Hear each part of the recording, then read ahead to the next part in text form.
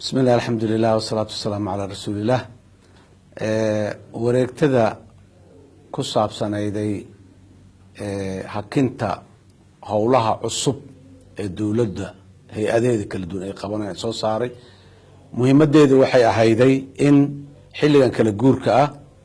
ee dalku uu maraya marxaladda xasaasiga ah inaan lagu takrifalin awoodnimada dawladda oo aanay dhicin in loo isticmaalo dawladnimada iyo dhaqankeeda si ku saabsan ama la xiriirta arrimaha doorashooyinka iyo ololaha inaan loo isticmaalin dad badan oo qabi karo ama ku fikiri karo in ay xilligii dawladdu dhammaaday ayaguna fursadooda ay dhammaatay inay ku tacadiyeen hantida iyo maxaan ku raadayay habka dawladnimada waxaan diidaynay in hadda ay dhacda khaladaadkaas iyo ku takrifalkaas awoodda dawladda waxaan kaloo diidaynay xukuumadda ama dawladda soo socotay imaan doonto doorashada ka bacdi inaan hadda caqabada jidka loo sii dhigin oo mashaariic iyo ballanqaadyo iyo heshiisyo iyo qandaraasyo berri aanay ka bixi karin dawladda oo dhib ku noqon doono dawladda dambe imaan doonta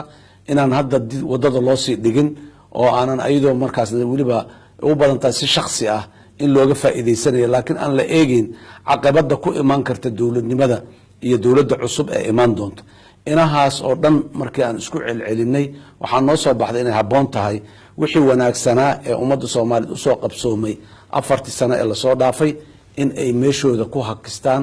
oo ay u diyaar garoobaan isbedelka cusub ee imaan doona markuu yimaadana meesha ummadda ay ka sii jaan qaado laakiin wixii aan hadda aan la macno tirin ama aanan muxuu ahay lagu cayaarin iyo khatartaas kale inaan dawladnimada gelin marka dhammaan ujeedada isku soo koob waxay ahayd u heelin xafiiskaygu iyo aniga ka madaxweynaha jamhuuriyadda aan u heelinayna dawladnimada iyo dhaqanka suuban ee dawladnimada.